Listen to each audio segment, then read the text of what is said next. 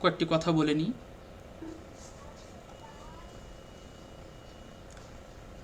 500 বছর আগে তার আবির্ভাব হয়েছিল ইতালির ফ্লোরেন্সে।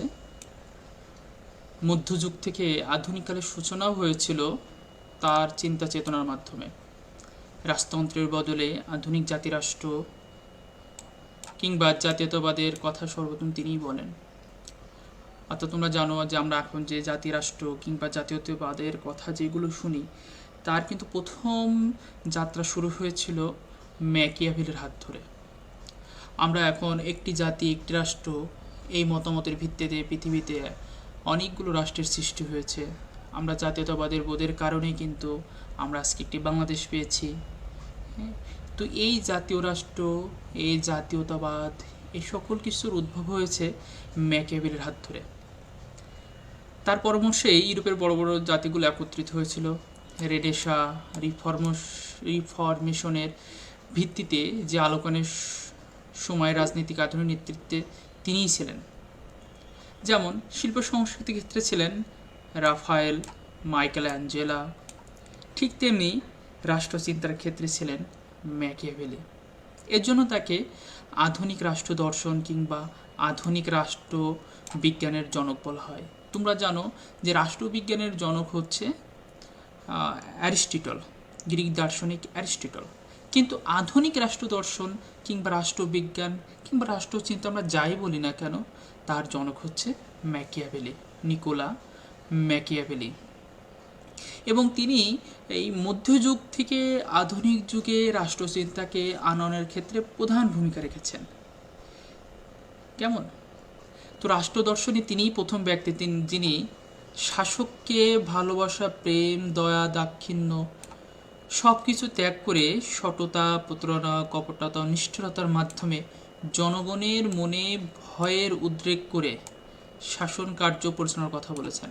অর্থাৎ আমরা ম্যাকিয়াভেলির দৃষ্টিকোণ থেকে যদি দেখি, তাহলে দেখা যাচ্ছে যে তিনি শাসককে এমন কিছু পরামর্শ দিচ্ছেন যে পরামর্শের মূল উদ্দেশ্য হচ্ছে যে কোনোভাবে হোক জনগণের মনে ভয়ের উদ্বেগ সৃষ্টি করতে হবে।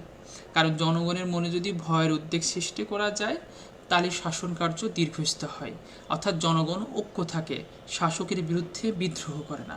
এ কথা তিনি তখনই বলেছিলেন।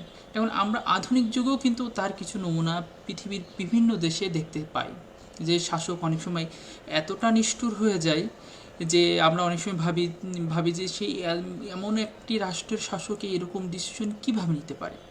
অর্থাৎ এই যে ধারণাটা, এই ধারণাটা কিন্তু প্রথম ম্যাকিয়াভেলি জন্ম দিয়েছেন। এখন আমরা দেখব ম্যাকিয়াভেলিবাদ কি। ম্যাকিয়াভেলি 1469 সালে জন্মগ্রহণ করেন এবং 1527 সালে মৃত্যুবরণ করেন। তিনি আধুনিক রাজনীতিতে কূটকৌশল, শক্তি, সাহস, নির্মমতা দিয়ে বিজয়ী হওয়ার মন্ত্রণা দিয়েছেন, যাতে নিজের স্বার্থ হাসিলের জন্য তিনি সকল প্রকার নৈতিক অনৈতিক সব কিছু করার পরামর্শ দিয়েছিলেন শাসককে। অর্থাৎ শাসকের কাছে কোনো কিছু নৈতিক কিংবা অনৈতিক থাকবে না তার মতে। অর্থাৎ তার এই দ্বিচারিতা ও আত্মস্বার্থে ভরা নীতিকেই বলা হয় ম্যাকিয়াভেলিবাদ। তোমরা আবার দেখো, আমি আবার বলছি, অর্থাৎ আধুনিক রাজনীতিতে কূটকৌশল, শক্তি, সাহস, নির্মমতা দিয়ে বিজয়ী হওয়ার মন্ত্র দিয়েছিলেন ম্যাকিয়াভেলি, যাতে নিজের স্বার্থ হাসিলের জন্য নৈতিক অনৈতিক সব কিছু করার পরামর্শও দিয়েছেন শাসককে। তার দ্বিচারিতা ও আত্মস্বার্থে ভরা তার নীতিকে বলা হয় ম্যাকিয়াভেলিবাদ। কেন দ্বিচারিতা বলছি, কেন আত্মস্বার্থ বলছি, সেটা সম্পর্কে আমরা পরবর্তীতে আরও ব্যাখ্যা করব। তারপর দুটো কথা বলে রাখি যে দ্বিচারিতা বিশেষ করে তার নৈতিকতার ক্ষেত্রে দ্বিচারিতার কথা বলেছেন, তার ধর্মের ক্ষেত্রে তিনি দ্বিচারিতার কথা বলেছেন। তিনি বলেছেন যে শাসক, তোমার নৈতিক অনৈতিক বলে কিছু নেই, কিন্তু পরক্ষণে তিনি আবার নাগরিকদের বলছেন, হে নাগরিক, তোমরা কিন্তু সবাই নৈতিকতার ভিত্তিতে জীবনযাপন করবে। শাসকের জন্য ধর্ম কোনো ফ্যাক্ট না। ধর্মকে তিনি শাসক বলতে তুমি মানতেও পারো, না মানতেও পারো, কিন্তু নাগরিকদেরকে অবশ্যই মানতে হবে। আবার তিনি বলছেন যে হে শাসক, যেখানে আইন কিংবা শক্তি প্রয়োগ করা যাবে না, সেখানে ধর্ম প্রয়োগ করতে হবে। কারণ ধর্ম প্রয়োগ করে জনগণকে নিয়ন্ত্রণ করা যায়, জনগণের মধ্যে ঐক্য স্থাপন করা যায়। অর্থাৎ দৃশ্যমান শক্তিতে যদি জনগণ ভয় না পায়, তাহলে অদৃশ্য শক্তি দিয়ে জনগণকে ভয় সৃষ্টি করতে হবে এবং অনুগত রাখতে হবে। আর তার এই সকল মতামতগুলো প্রকাশিত হয়েছে তার বিখ্যাত গ্রন্থ দ্য প্রিন্স। ছোট্ট একটি বই, সে বইয়ের মধ্যে তিনি একজন শাসককে কিভাবে শাসন করতে হবে তার সকল প্রকার দিক নির্দেশনা তিনি দিয়েছিলেন। এবং এই দ্য প্রিন্স গ্রন্থটির আসল নাম, মানে ইতালি ভাষায় যেটা নাম হচ্ছে ইল প্রিনচিপে। ইল প্রিনচিপে, কেমন তোমরা বুঝতে পারছো যে ইল প্রিনচিপে এটা হচ্ছে ইতালি ভাষায় দ্য প্রিন্স বইটির নাম। মূলত তিনি এই প্রিন্স বইটা লিখেছিলেন তৎকালীন ইতালির প্রেক্ষাপটে, কারণ ইতালি তখন 5টি রাজ্যে বিভক্ত হয়ে গেছে। কেমন? মিলান, নেপলস, ফ্লোরেন্স, তারপর তোমার রোম শাসিত ভ্যাটিকান সিটি, এরকম 5টি রাজ্যে বিভক্ত হয়ে গেছিল ইতালি। তো এই ইতালিকে শক্তিশালী ইতালিতে রূপান্তরিত করার জন্য তিনি প্রিন্সের প্রতি, সে সময়কার যে রাজা তার প্রতি তিনি এই বইটা লিখেছেন। আরেকটি এর ভিতর ছিল ভেনিস। অর্থাৎ এই 5টি রাজ্য যখন ইতালি বিভক্ত হয়ে 5টি রাজ্যে বিভক্ত হয়ে গেছে, তো এই 5টি রাজ্যকে একত্রিত করার জন্য মূলত তিনি তার এই রাষ্ট্র দার্শনিক এই চিন্তাভাবনা প্রয়োগ ঘটিয়েছেন তার দ্য প্রিন্স গ্রন্থে। তার এই শাসন নীতি বা রীতির প্রতি অনেক শাসকরা ঐক্যবদ্ধ হয়েছেন, আকৃষ্ট হয়েছেন। ফলে ইউরোপের রাষ্ট্রগুলো অত্যাধিক শক্তিশালী হয়েছে, পক্ষান্তরে তারা ঔপনিবেশিক ক্ষমতার ধরে রূপান্তরিত হয়েছে এই প্রিন্স গ্রন্থের অনুপ্রেরণায়। এবং প্রিন্স গ্রন্থ ইউরোপকে এতটাই শক্তি নিয়ে দিয়েছে যে পৃথিবীর বিভিন্ন দেশে তারা বিভিন্ন প্রান্তে তারা উপনিবেশ স্থাপন করে সেখানে তারা নিয়ন্ত্রণ করতে সক্ষম হয়েছে। এখন আমরা দেখব রাষ্ট্রচিন্তায় ম্যাকিয়াভেলির কী কী অবদান আছে, সেটা আমরা পর্যায়ক্রমে দেখতে থাকব। তো ম্যাকিয়াভেলির যে রাষ্ট্রদর্শন, তার মূল লক্ষ্য হলো জাতীয়তাবাদের অনুপ্রেরণায় ইতালিকে একটি শক্তিশালী জাতিরাষ্ট্রে পরিণত করা। তোমাদের একটু আগে আমি বলেছি যে ইতালি 5টি যে অঞ্চলে বিভক্ত হয়ে গেছিল, এই 5টি অঞ্চলকে একত্রিত করায়। সেটা একত্র করবে কিভাবে? জাতীয়তাবাদের অনুপ্রেরণায়। কেমন? এই অনুপ্রেরণায় ইতালিকে একটি শক্তিশালী জাতিরাষ্ট্রে পরিণত করা, এটা ছিল ম্যাকিয়াভেলির প্রধান দর্শন। আর এর জন্য তিনি তার দ্য প্রিন্স গ্রন্থে ব্যাপক আলোচনা করেছেন। যদিও তার একটি গ্রন্থ রয়েছে ডিসকোর্স, এখানে তিনি সাধারণতন্ত্রের কথা বলেছেন, কিন্তু দ্য প্রিন্স গ্রন্থে তিনি শক্তিশালী রাজতন্ত্রের কথা বলেছেন।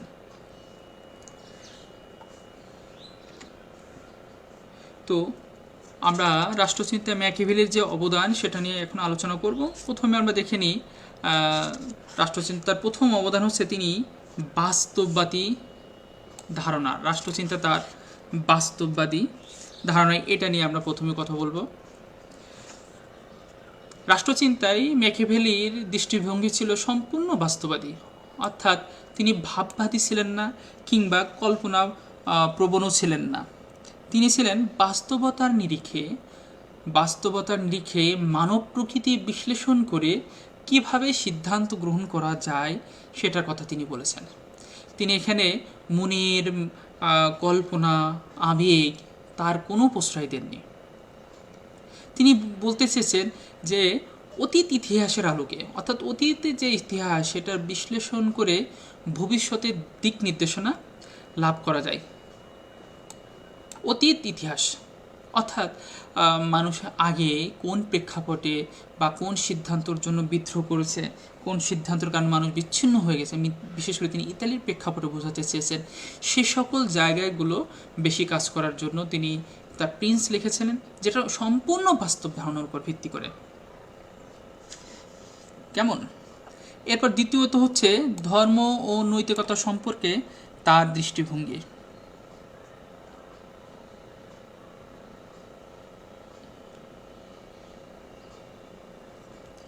ধর্ম নৈতিকতা সম্পর্কে তার দৃষ্টিভঙ্গি অত্যন্ত নির্মম, কারণ তিনি রাষ্ট্রবিজ্ঞানকে চেয়েছেন বা রাষ্ট্রচিন্তাকে চেয়েছেন নৈতিকতা এবং ধর্ম থেকে আলাদা করা।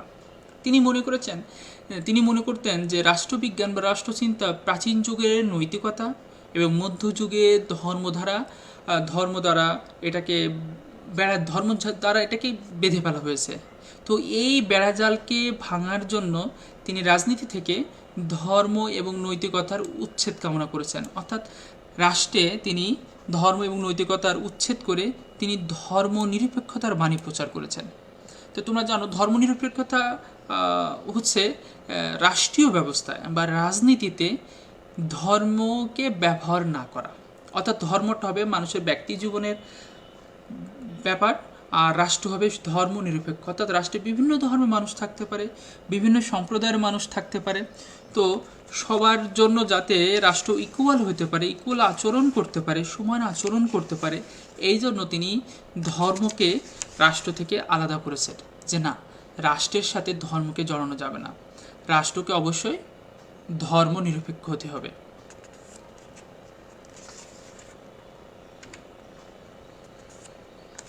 এরপরে তৃতীয় যে অবদানটি ম্যাকিয়াভেলির, সেটি হচ্ছে মানব প্রকৃতি সম্পর্কে তার অভিমত। তো ম্যাকিয়াভেলি মানব প্রকৃতি সম্পর্কে তার ধারণা ছিল অত্যন্ত নেগেটিভ। তিনি মানুষকে অকৃতজ্ঞ, প্রতারক, লোভী এবং স্বার্থপর, অর্থাৎ একটা মানুষকে তিনি ব্যাপকভাবে সমালোচনা করেছেন, যে তিনি মানুষকে অকৃতজ্ঞ, অর্থাৎ কেউ কারো উপকারের কথা স্মরণ রাখে না, প্রতারক, যে যেভাবে পারে যখনই সুযোগ পায় সে প্রতারণা করে, মানুষ লোভী স্বভাবত, মানুষের লোভের শেষ নেই, এবং মানুষ স্বার্থপর, একজনের বিপদে আরেকজন এগিয়ে আসে না। তিনি আরও বলেন মানুষ এতটাই মানে সম্পত্তিভোগী, এতটাই লোভী যে মানুষ তার পিতৃ হত্যাকারীকে ক্ষমা করে দিতে পারে। অর্থাৎ কেউ একজন যদি কোনো ব্যক্তির পিতাকে হত্যা করে তাকে সে ক্ষমা করে দিতে পারে, কিন্তু পিতার সম্পত্তি যদি কেউ হরণ করে তাকে ক্ষমা করতে পারে না। কেমন? এটা কিন্তু আসলে একদম বাস্তবতা রেখে তোমরা বুঝতে পারছো যে এরকম কথা একজন বলতে পারে, তার বাস্তব জ্ঞান এবং বাস্তব উপলব্ধি পর্যবেক্ষণের ভিত্তিতে তিনি কিন্তু এই সকল কথাগুলো তিনি বলেছেন।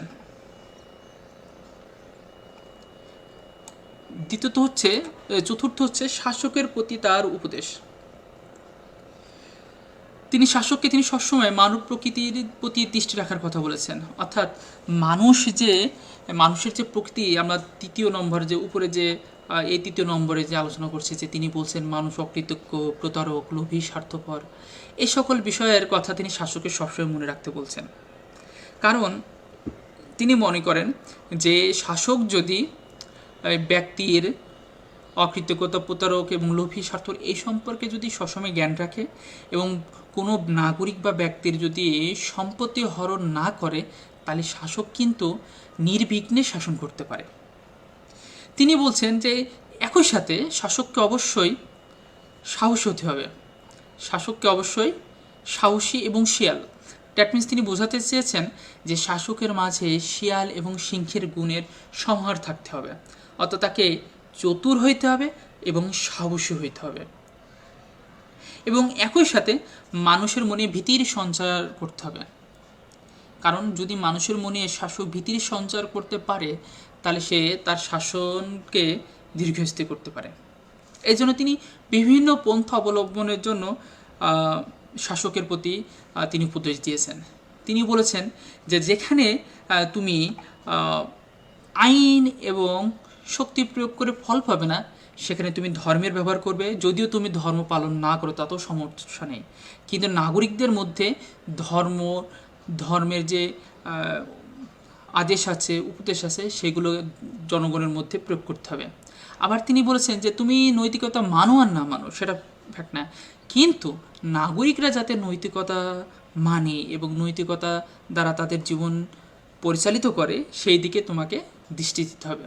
অর্থাৎ তার যে প্রিন্স গ্রন্থ, সেই প্রিন্স গ্রন্থ মূলত হচ্ছে শাসকের প্রতি তার কিছু উপদেশ, যে কীভাবে শাসন পরিচালনা করতে হবে। পঞ্চম হচ্ছে জাতি রাষ্ট্রের প্রবক্তা। তিনি প্রথম চিন্তাবিদ যিনি আধুনিক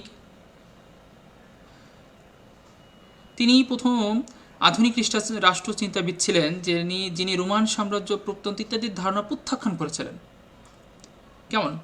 পোপতন্ত্র তোমরা জানো, পোপতন্ত্র হচ্ছে যাজককে কেন্দ্র করে, গির্জাকে কেন্দ্র করে যে শাসনের একটা ধারণা সৃষ্টি হয়েছিল মধ্যযুগে, সেটাকে আমরা অনেকে বলি পোপতন্ত্র। অর্থাৎ শাসন ব্যবস্থায় পোপের একটি প্রভাব ছিল।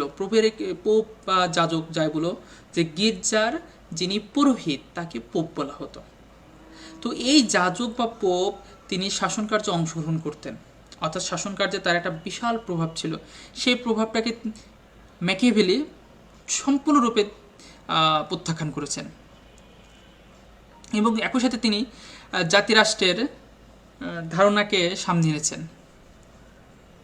আমরা অধ্যাপক সেবায়নের কথা বলতে পারি যে আধুনিক রাষ্ট্রবিজ্ঞানে রাষ্ট্রের যে সংজ্ঞা দেওয়া হয় তার জন্য মূলত ম্যাকিয়াভেলি দায়ী। তিনি রাষ্ট্রদর্শনের যে মূল উদ্দেশ্য, তার যেটা আমরা প্রিন্স গ্রন্থের মাধ্যমে পাই, তার রাষ্ট্রদর্শনের যে মূল উদ্দেশ্য ছিল খণ্ড বিখণ্ড ইতালিকে একত্র করে একটি শক্তিশালী জাতিরাষ্ট্র গঠন করা। অর্থাৎ আমরা এখন রাষ্ট্রের যে সংজ্ঞাটা দেখতে চাই, সেখানে দেখি একটা নির্দিষ্ট ভূখণ্ড থাকবে, জনগণ থাকবে, চারটার যে উপাদানের কথা বলা হয়, সরকার থাকবে এবং সার্বভৌমত্ব থাকবে। সেইটার কথাই কিন্তু এই ম্যাকিয়াভেলি প্রথম বলেছেন। ষষ্ঠ হচ্ছে আধুনিক জাতীয়তাবাদের জনক। অর্থাৎ ম্যাকিয়াভেলির পূর্বে আর কোনো দার্শনিক জাতীয়তাবাদ সম্পর্কে সেরকম পরিষ্কারভাবে আলোচনা করেননি। তিনি জাতীয়তাবাদের ধারণা নিয়ে এসেছেন। তোমরা জানো জাতীয়তাবোধ হচ্ছে এক ধরনের মানসিক ধারণা বা অনুপ্রেরণা। এটা হচ্ছে মেন্টাল একটা স্পিরিট।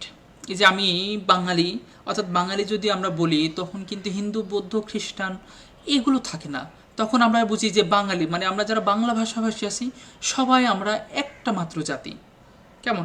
এইটা কিন্তু এক ধরনের জাতীয়তাবাদের ফিলিংস, এটা একটা স্পিরিট, একটা ধারণা। এই ধারণার কথাটা কিন্তু ম্যাকিয়াভেলি প্রথম কিন্তু আলোকপাত করছেন।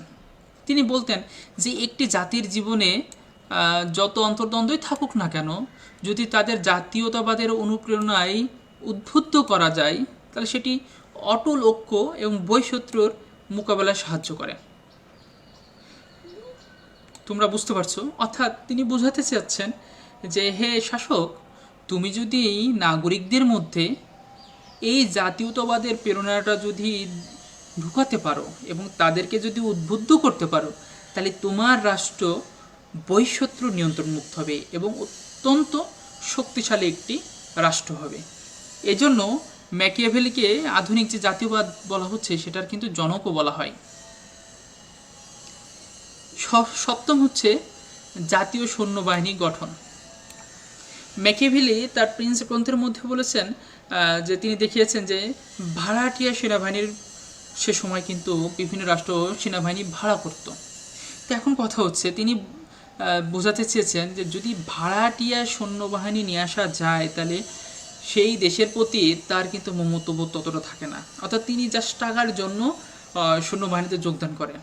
এজন্য তিনি রাষ্ট্রকে শক্তিশালী করার জন্য তিনি শাসককে পরামর্শ দিয়েছেন যে শাসক, তুমি তোমার নিজের জনগণের মধ্য থেকে, তোমার দেশের জনগণের মধ্য থেকে একটি শক্তিশালী জাতীয় সৈন্যবাহিনী গড়ে তোলো। কারণ ভাড়াটের সৈন্যরা অক্ষহীন, ক্ষমতালোভী এবং অভিশপ্ত। তারা সুযোগ পেলেই অক্ষণ হয়ে যাবে এবং কখনো বিপদ দেখলেই তখন সে পিছু টান দেবে। অর্থাৎ তাদের তো আর সেই রাষ্ট্রের জাতীয়তাবাদ কিন্তু তার জাতি দেশপ্রেম কিংবা জাতীয়তাবোধ থাকে না, দেশপ্রেমও থাকে না এবং সেই দেশের মানুষের প্রতি তাদের কোনো কমিটমেন্ট থাকে না। ফলে তারা কিন্তু ওই দেশে কখনো বৈচিত্র্য দ্বারা আক্রমণ হলে তখন কিন্তু আর তারা কাজ করে না, তখন তারা সরে পড়ে। তার আগ পর্যন্ত কিন্তু তারা টাকা পয়সা সব কিছু নিয়েই কিন্তু সেখানে থাকে। যখনই বিপদ দেখে তখনই সরে পড়ে। এই জন্য ম্যাকিয়াভেলি বলছেন, হে রাজন, তুমি নিজের দেশের নাগরিকদের মধ্য থেকে একটি সৈন্যবাহিনী গড়ে তোলো। অষ্টম হচ্ছে সার্বভৌমত্বের ধারণা।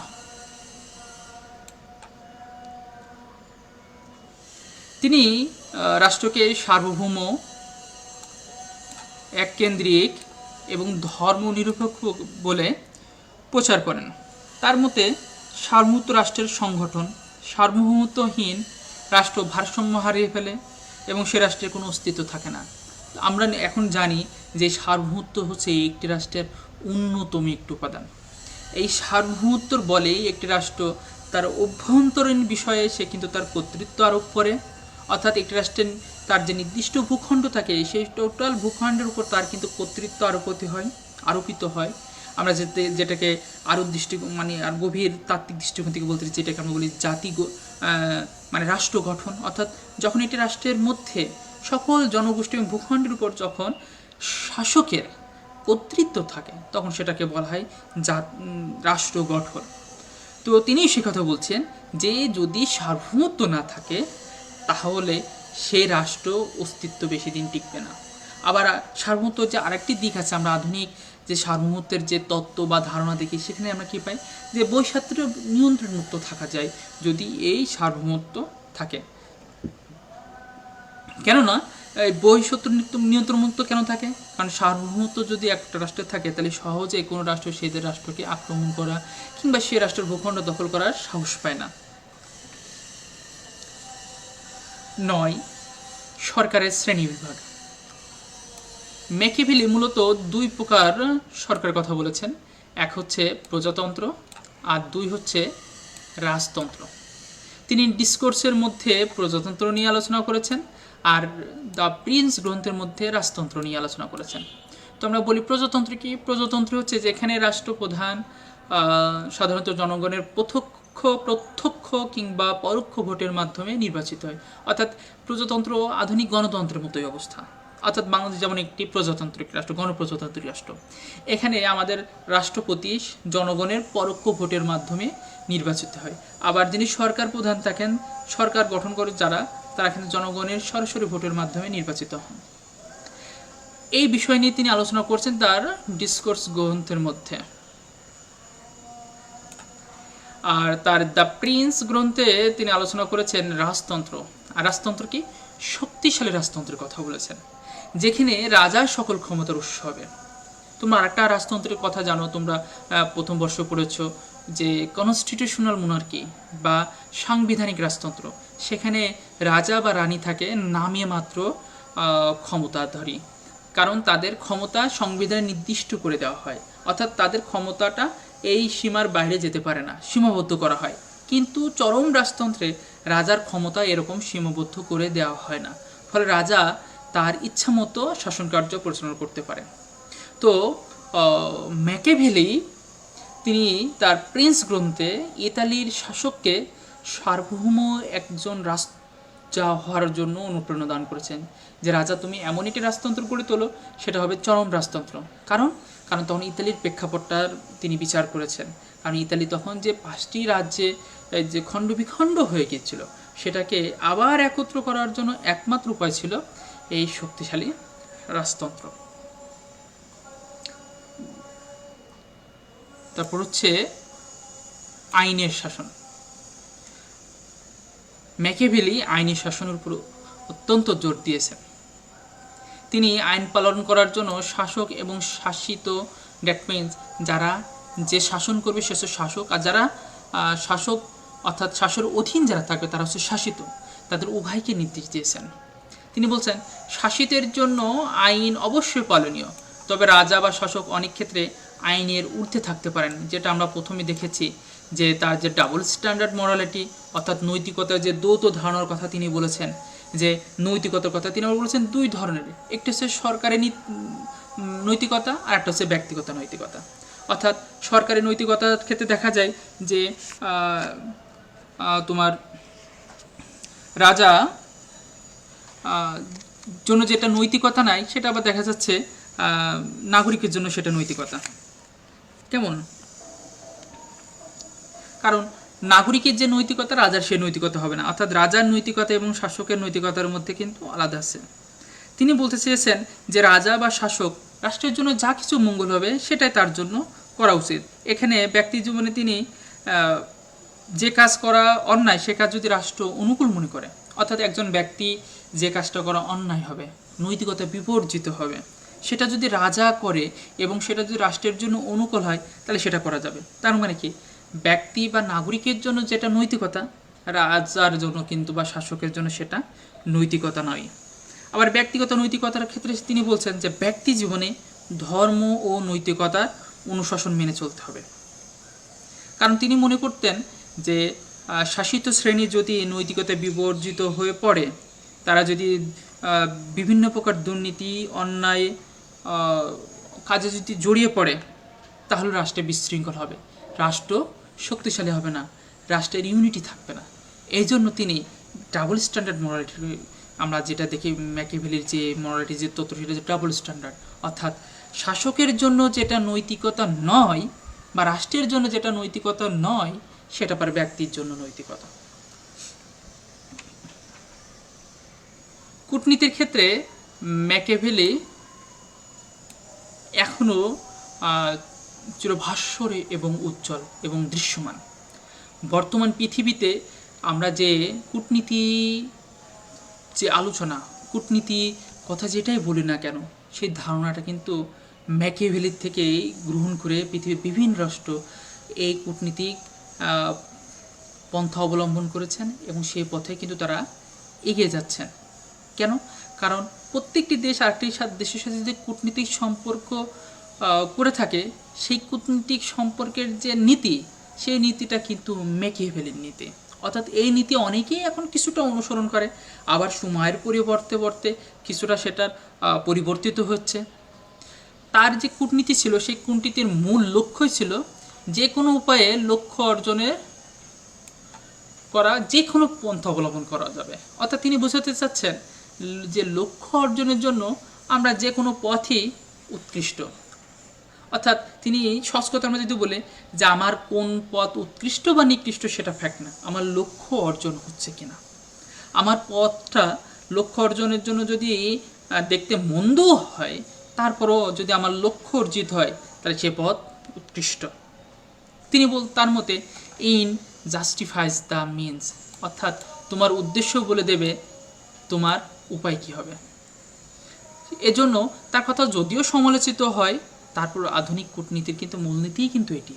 অর্থাৎ প্রত্যেকটি রাষ্ট্রই চায় যে তার স্বাধীনতা, তার সার্বভৌমত্ব, তার জাতীয় স্বার্থ, তার ভূখণ্ডগত অখণ্ডতা যেভাবে হোক রক্ষা করে পররাষ্ট্রনীতি, কূটনীতি মেনে চলা, কূটনীতিক সম্পর্ক স্থাপন করা, পররাষ্ট্রনীতি স্থাপন করা, এই সকল কিছুই হচ্ছে যে লক্ষ্য অর্জনের জন্য, অর্থাৎ জাতীয় স্বার্থ রক্ষা করার জন্য, জাতীয় স্বার্থ অর্জন করার জন্য। এরপর হচ্ছে শক্তিশালী জাতীয় নিরাপত্তা ব্যবস্থা। জাতীয় নিরাপত্তা জোরদার করার জন্য প্রয়োজনীয় সামরিক বাহিনী গঠন ও শক্তি অর্জনের নীতি উপরে ম্যাকিয়াভেলি জোর দিয়েছেন। তিনি বলছেন যে একটি রাষ্ট্র তার মূলত সার্বভৌমত্ব টিকে রাখার জন্য, তার ভূখণ্ডগত অখণ্ডতা রক্ষার জন্য তিনি একটি শক্তিশালী সামরিক বাহিনী গঠন করার জন্য তৎকালীন ইতালির শাসককে উপদেশ দিয়েছিলেন।